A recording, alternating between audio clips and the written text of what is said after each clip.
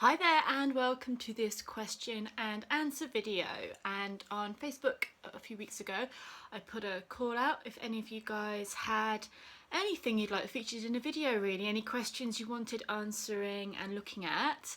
And I've had a great response, and if you'd like to put your questions forward, you can do below this video here or on my Facebook page, which I will put in the links below here, if there's anything that you would like featuring or looking at in a further Q&A video. So welcome to this one. The first couple of questions are from a lovely lady called Heather, and Heather has asked a lot of questions. I love Heather, and she'll have her own video about her questions, but I'm going to answer two questions that Heather asked. They were really good questions, I thought, and I think that a lot of the questions that come through will be relevant to a lot of other people as well. So the first question is, now Heather says, I'm reading from down here, I find it hard to separate from heart and intuition, feelings and knowing. And I thought that was a really good question, and one that I had to ponder on a little bit myself before answering and just feeling my way with this question.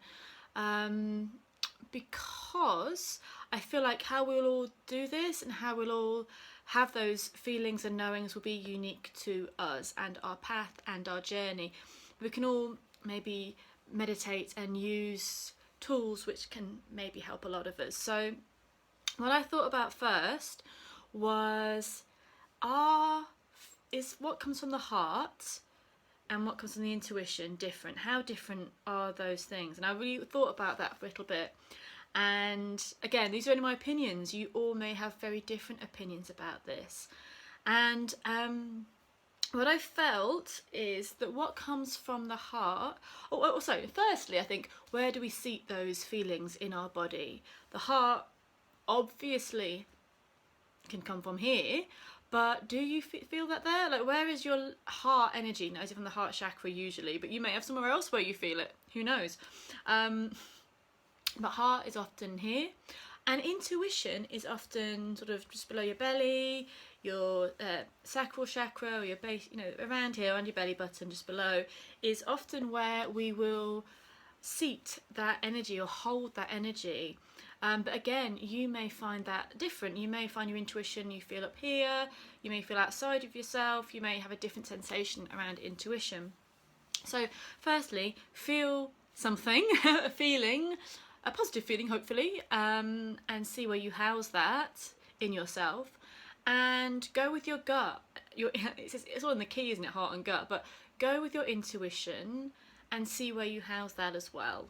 I think for most of us it'll be here and here, but it could be different for you. And does heart and intuition necessarily go in separate directions? And I thought that only maybe my feelings on this right now becomes relevant if, okay, so you have a feeling, you have something in your heart, let's say it's a positive feeling like love, let's say it's like the Ace of Cups. I love this image of the Ace of Cups so much, overflowing with beauty and love and all beautifulness, just like cobweb behind me. Now that feeling radiates from our heart, and is that going to be out of line with our intuition? Yeah, I feel it only becomes out of line with our intuition when we want to do something about it, when we want to take action, when maybe our egos or our desires get in the way, or not get in the way, it's not a bad thing, but when our desires step in. And so, example, I feel I'm falling in love with this person. That on its own should be fine, should be. There's lots of variations, but should be fine. Even if this person is totally unattainable for many reasons, the fact that you love them is a good feeling, a lovely thing. It's only when we say, I love this person and I want to become intimate with them, or I want to be in a relationship with them, or I want to make them mine in some way.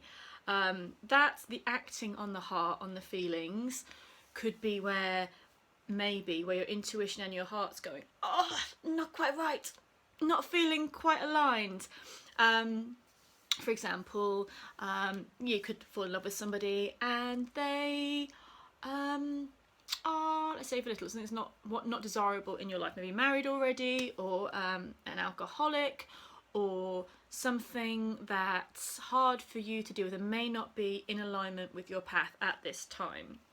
You could, you fall for them, your heart's going, yay, but one part of you's going, alarm bells, this isn't quite right.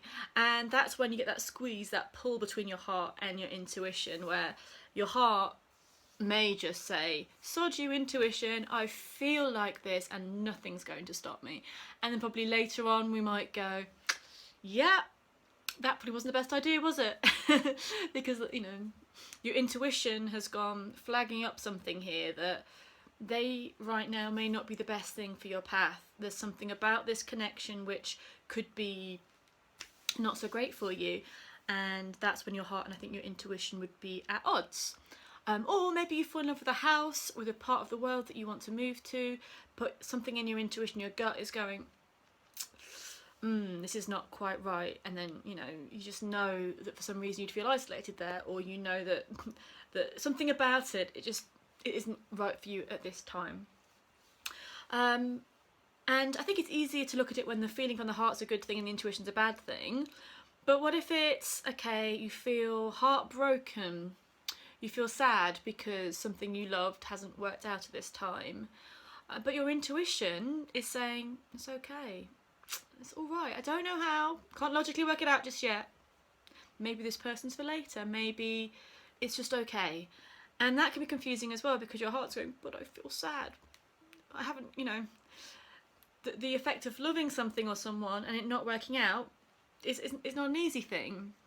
And then the intuition is pulling you, saying, I don't know, it feels okay. Something about this feels good.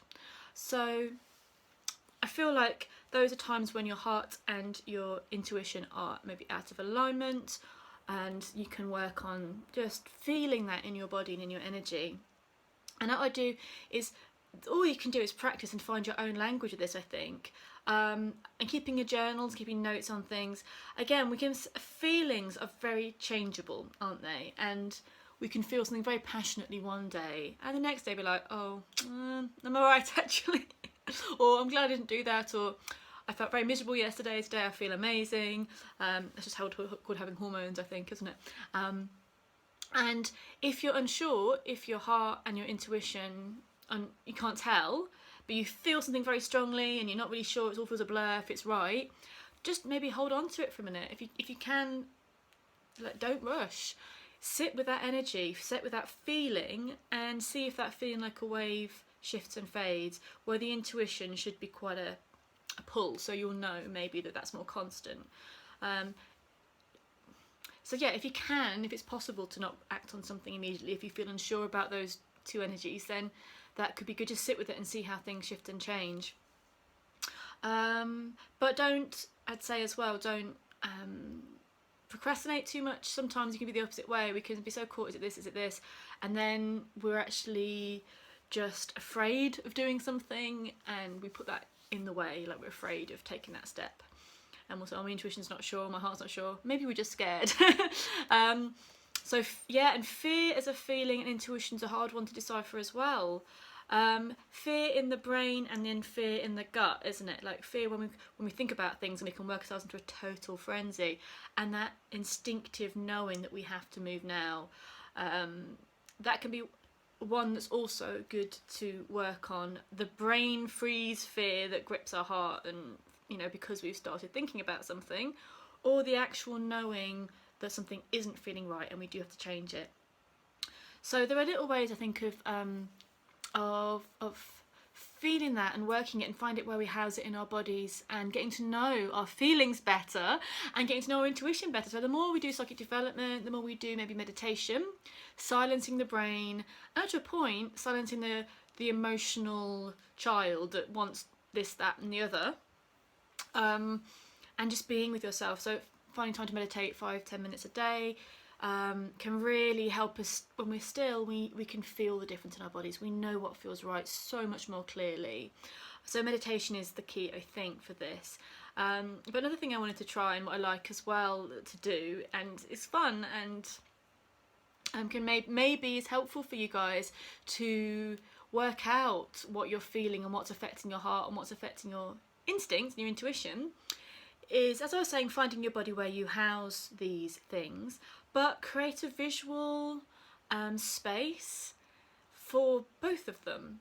So the heart, for me, I have a visual space that I go to when I'm going to my heart chakra, when I'm going to my emotions, and that for me is a place in nature and a beautiful place, and you know, a place where my heart feels totally at peace and beautiful, and it creates almost like a temple in your mind's eye. So meditate on this, go into your heart chakra, visit these visit this space in your heart, explore it.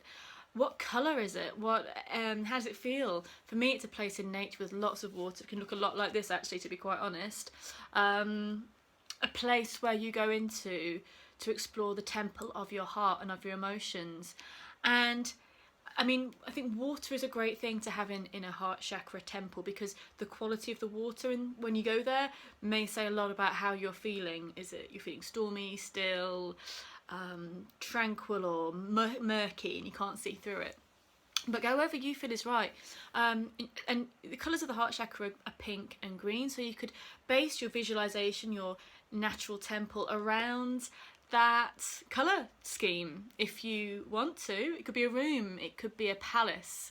Go wild in your imagination. You could even make an entrance in your journal with pictures and stuff and writing about what the palace of your heart and the temple of your heart looks like, and visit it there and nurture it and send love to that space. I think our hearts need a lot of support and a lot of love sometimes, and just see how it feels. And it might be really hard the first time, but it will get easier the more you visit it, the more you go there. And then once you're at one with the energy of this space and you know it fairly well and you go there enough, put something into that space. For example, someone that you have fallen in love with, or a house that you love, or something you're afraid of. Put it into that space, and how does it react in that space? Is it something that's very much aligned and harmonious with the heart, or is it something which is out of place and causing a negative effect on your feelings about it, and you want to get rid of it out of that place as soon as possible? And then also the temple of your intuition. Create this in your mind's eye as well, the temple of your intuition. And that can be whatever you want it to be. You can feel it in your gut. What would it be like? What would it feel like, this place? If my intuition was a place that I could visit, what would it be? It could be a stone circle, it could be a temple, a church, an Egyptian temple, it could be a circle of trees, it could be like in Lord of the Rings when they go see the elves.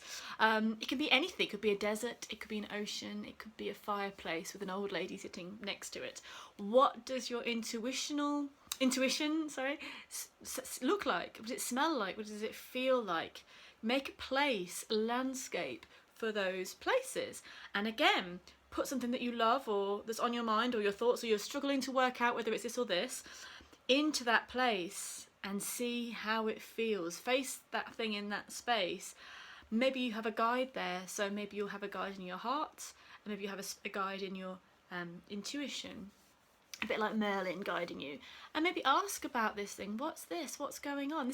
It can be really fun to do this, and it helps get to know you, what drives you, what feels right, what feels wrong.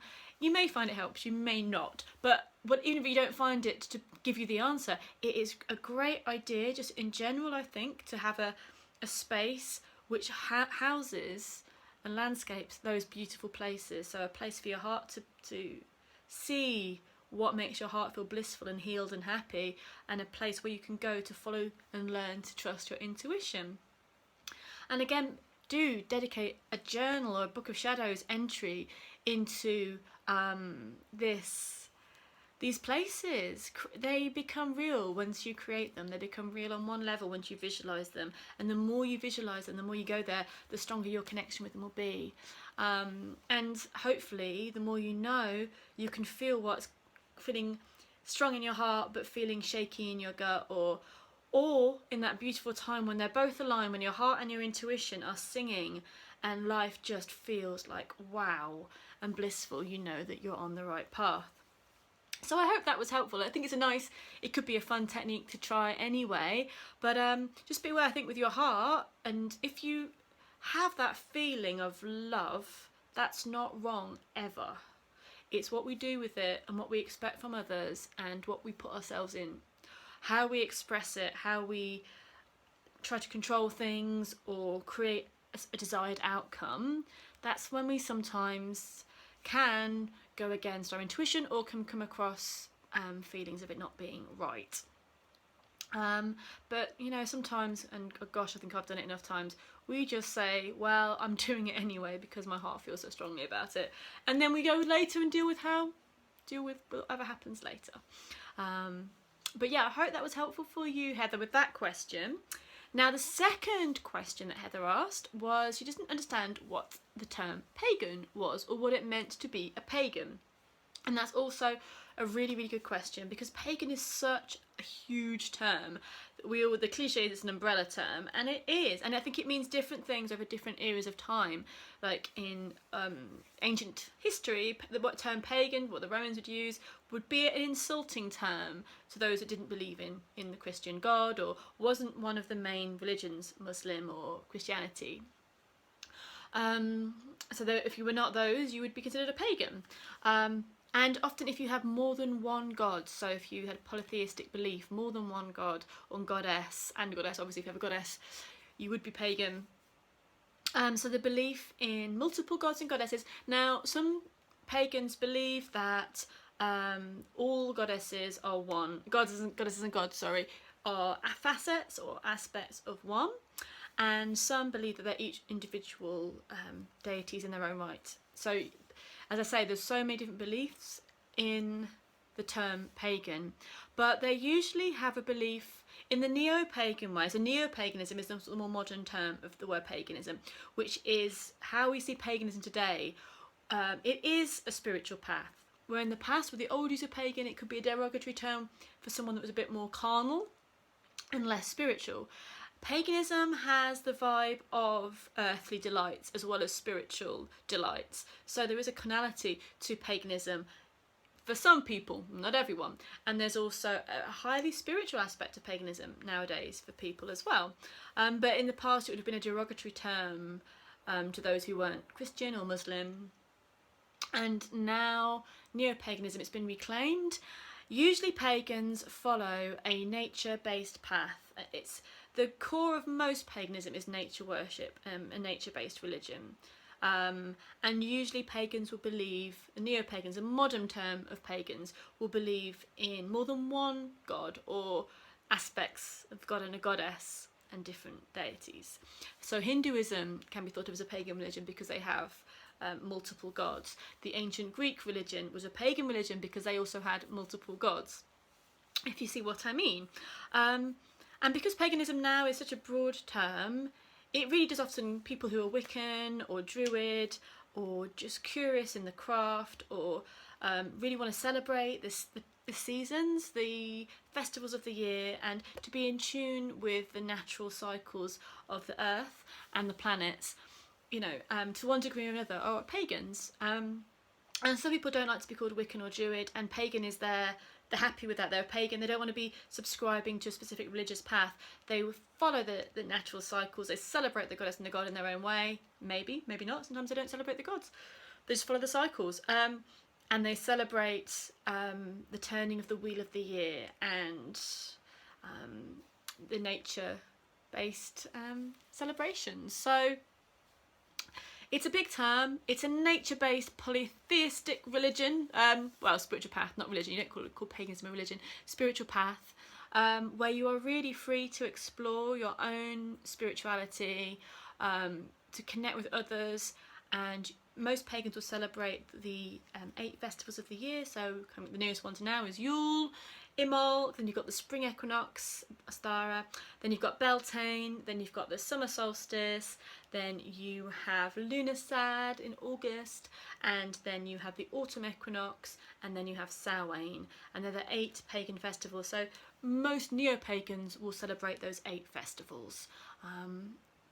So I hope that makes sense. Again, paganism is such a huge term that there will be so many different beliefs inside each.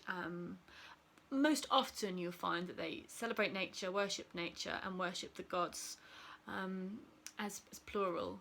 They may find that they worship the Norse gods or the Celtic gods or the Greek gods or the South American gods, but a lot of pagans like to have this in an eclectic way and will celebrate gods from all over the world, whatever feels right to that person on that pagan path.